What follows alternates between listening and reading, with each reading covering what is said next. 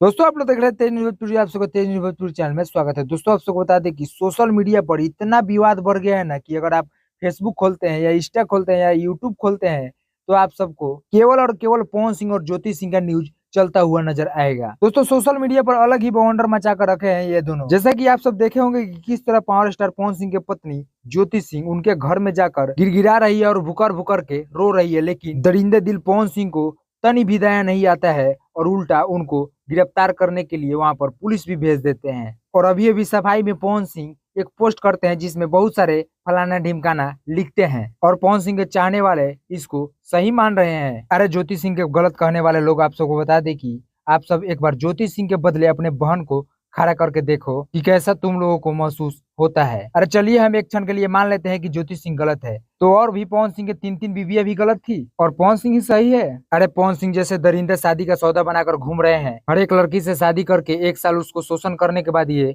छोड़ दे रहे हैं। और क्या आप सब ऐसे इंसान को नेता के रूप में देखना चाहते हैं? हमें तो लगता है कि बीजेपी इनको टिकट दे रही है, लेकिन ये टिकट कहीं ना कहीं गड्ढा में जाता हुआ नजर आ रहा है, क्योंकि कितना भी जोर लगा ले पावर स्टार पवन सिंह अब चुनाव नहीं जीत सकते तो नहीं जीत सकते। बाकी दोस्तों ऐसे इंसान के लिए आप क्या कहना चाहते हैं? अपना राय कमेंट बॉक्स जरूर बताइएगा। मिलते हैं नेक्स्ट वीडियो में, तब तक के लिए जय हिंद जय भोजपुरी।